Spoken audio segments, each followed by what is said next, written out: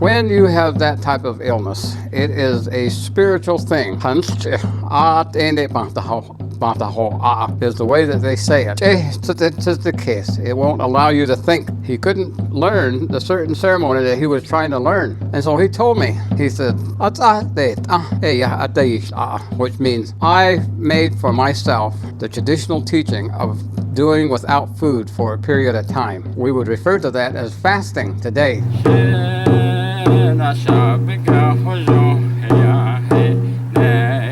Among the traditional teachings of our Dene, there is something that is included in the ceremonies that is being forgotten in many ways.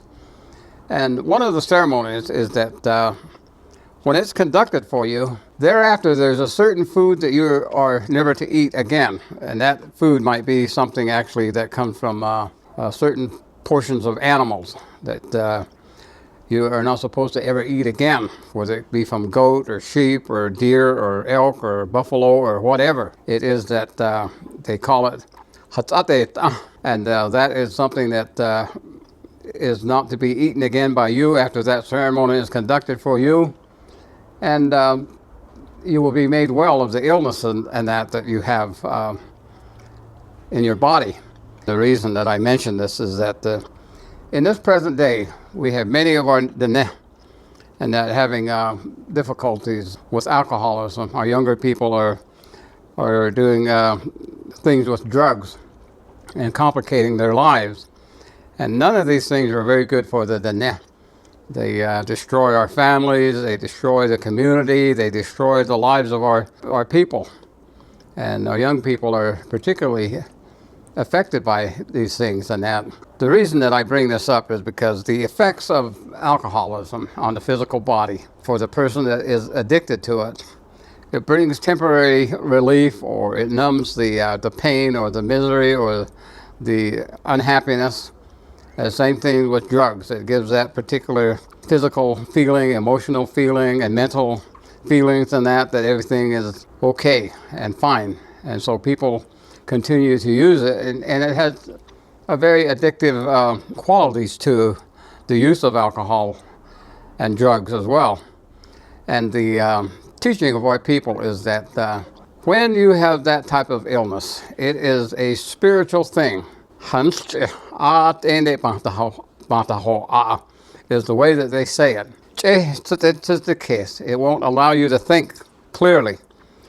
And so one time I was in a sweat lodge with my great-grandfather, and he was telling me about a time that he could not think properly, because even back then, way back in the latter 1800s, there were bootleggers and that on the reservation, and they would sell alcohol to the native population, and they referred to that adult beverage as Zanazkai, which is to say the white mule, and that was being offered for sale.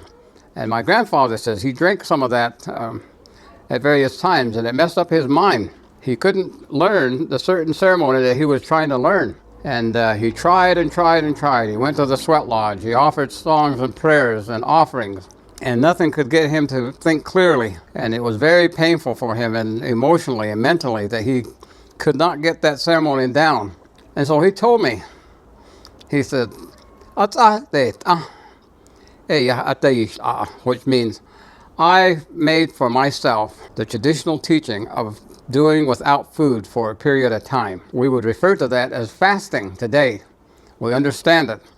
But it was in the traditional teaching that if you wanted to really learn something, if you wanted to clear your mind and heal your spirit to receive greater things that you need for yourself, you have to go through a fasting. And in that fasting, he says he went for 4 days, 2 days without food and water, and then after that he took water, but he went 2 more days without food.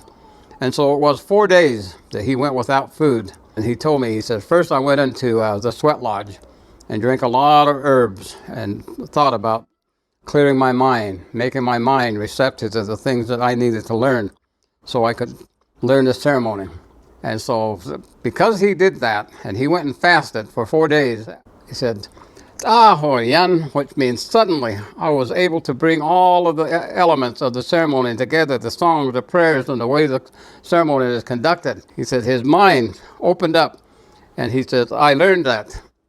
At the end of 4 days, he says, I knew the ceremony completely. And that was his teaching.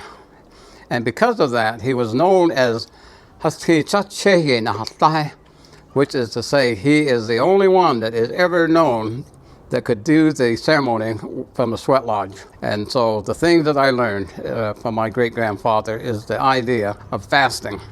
If you have difficulties in your life and you want to wake up your spiritual self to become aware of all of the things, physical, emotional, mental, is that you include fasting in your life.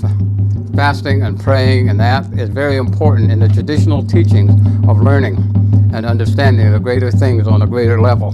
And those are the things that I was told.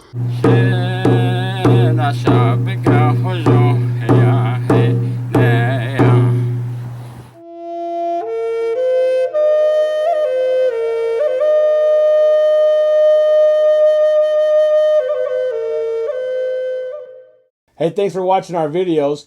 If you like what you see, don't forget to subscribe and hit that notification bell so you never miss one of our uploads. Also, head over to our website, NavajoTraditionalTeachings.com. Sign up for our email list. Okay.